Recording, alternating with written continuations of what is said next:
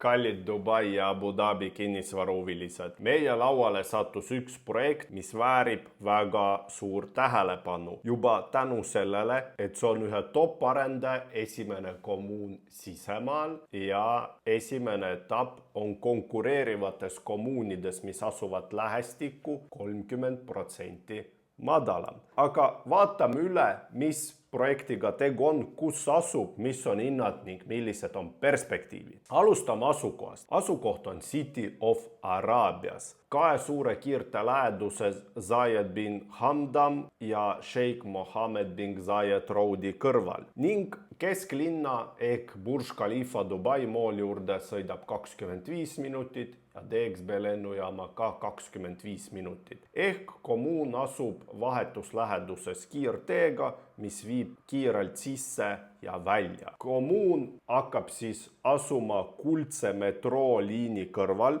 mis tuleb 2030. aastaks, ehk sinna tuleb ka metroo ja ühistransport, mis kasvatab selle piirkonna väärtust veelgi. Ja kui me vaatame ümberringi, siis seal on kõrval ka väga kallid kommuunid nagu Al-Barari, kus on villad ja kortermajad, kus kortermajades hakkavad korterit hinnad alates 700 000 eurost. Seal ehitab kõrval ka Majid Al-Futtaimi Gulf Woods kommuuni, kus hinnad on 30% kallimad ning seal on vahetusläheduses ka muid arendajaid, mis ehitavad ka, kui nad ei ehita kommuuni vaid ühte hoonet. Aga kui me räägime arendajast, siis selle kommuuni arendaja on Beyond ja Beyond on meil top arendaja, mis kuulub Omniad Grupi tütarfirma hulka ning nemad on varem arendanud ainult eksklusiivsemaid piirkondi mere ääres, nagu näiteks Dubai Maritime City kommuun, millest me oleme rääkinud, kus on juba paarkümmend minu klienti soetanud korterit. Dubai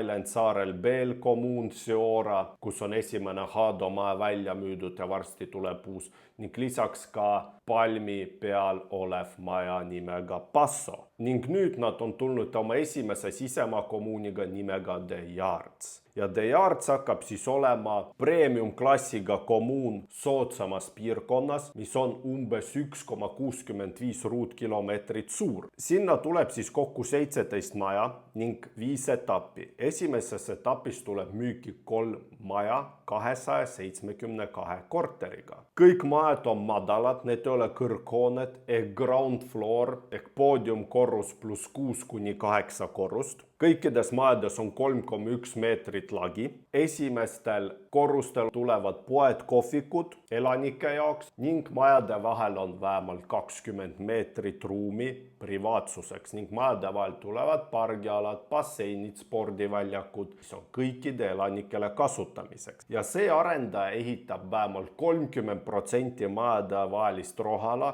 ning kogu majade vaheline ala tuleb autovaba ehk autod hakkavad parkima maa alla. Ning mis on kommuuni pluss? Me oleme rääkinud eelmistes videos teiega kommuunidest ja kommuun ongi see, et kui üks arendaja ehitab terve mikrorajooni kortermajade, villa, ridamajadega, kus tuleb poed, kohvikud, kõik meelelahutuslikud asjad, basseinid, jõusaalid, pargid ning loomulikult inimesed ehk lõpptarbijad, kes hakkavad teilt hiljem seda korterit järelturul ostma, kui see valmis on üürima, eelistavad rohkem kommuuni ja on nõus ka sellest järelturul rohkem üüriturul maksma. Ja antud kommuun tuleb väga äge, sest me teame, mida ehitab Beyond, milliseid mereäärseid kommuune nad ehitavad ja nad lihtsalt võtsid selle mereäärse eksklusiivsuse ja panid sisemaale sisemaa hindadega. Kui me küsime, miks teeb seda Beyond, ta ehitab ju mere ääres, siis vastus on lihtne. Kust nõudlus, seal tuleb ka pakkumist. Ja kuna sisemaa kommuunide vastu on väga suur nõudlus tänu sellele, et nad on soodsamas hinnaklassis, siis loomulikult ka suuremad ja eksklusiivsemad arendajad tahavad saada sellest turust osa.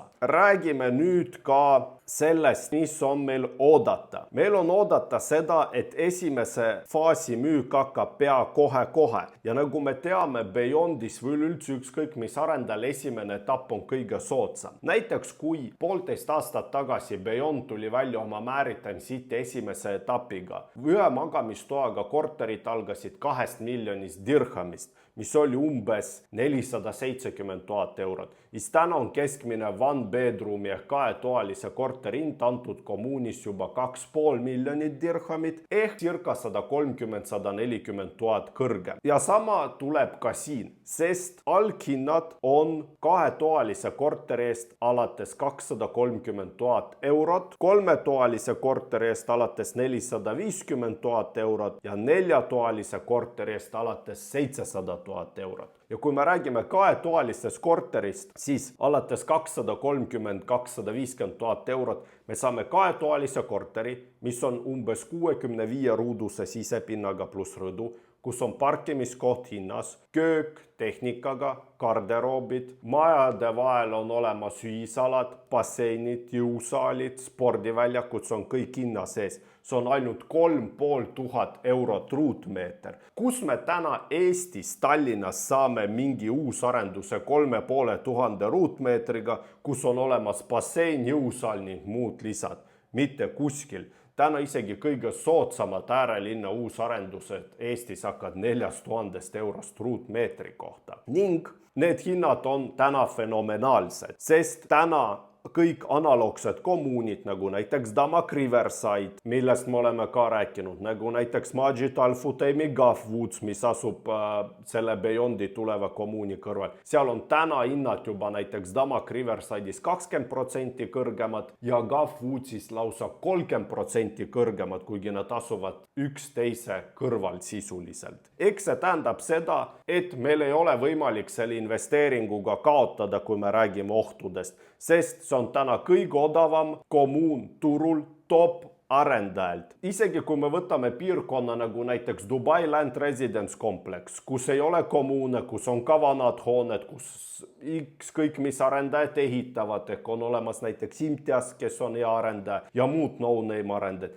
Isegi seal on juba täna one bedroomide korterid circa 10-15% kõrgemad kui selles kommuunis. Ning kõige olulisem on meil täna ka makseplaan. Beyond täna pakub 40-60 makseplaani ehk 20% on sissemakse, ülejäänud 20% 3 aasta jooksul ehk kord pooles aastas ning 60% kättesaamisel. See aasta tuleb maksta ainult sissemaks 20% ja rohkem mingit makseid see aasta ei tule. Kui me räägime üürist, siis antud piirkonnas, kui need majad saavad valmis, siis selle piirkonna kahetoaliste korterite prognoositav üürihind hakkab olema umbes 22 000 eurot aastas, mis teeb üüri tootluseks umbes 8,5-9% netos, pluss siis perspektiivne hinnakas 30-40% ehituse ajal, sest analoogsed kommuunid on juba kallimad.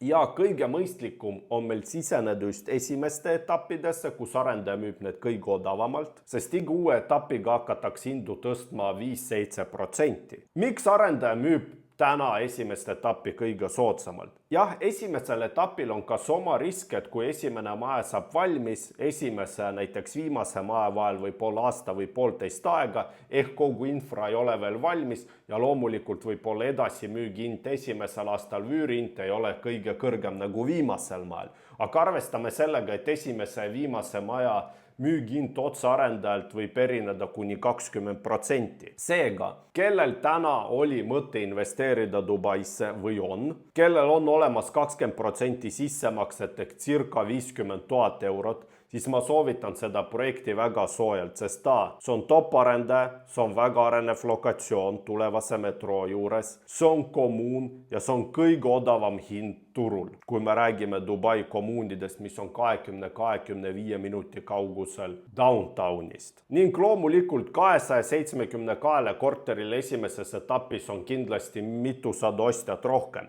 Seega, kui teil on huvi, teil on mõtted, võtke minuga esimesel võimalusel ühendust, ma saadan teile kogu lisinfo, me räägime võimalustest, riskidest, me võime teha näidiskalkulatsiooni tootluse kohta ning kellel on huvi, siis tuleb maksta arendajale ostuhuvi, mis on 50 000 dirhamit, see on tagastatav ostudeposiit, et ma oleks järjekorras, sest võib tekkida see oht, et müügipäeval müüakse kõik välja ja nendele, kes tahab osta midagi vabamüügist, neile ei jää. Ostuhuvi ei tasu karta, see on deposiit ostja ostjale, mis väljendab, et teil on tõsine huvi ja müügipäeval vastavalt järjekorrale arendaja pakub ostjatele kortereid.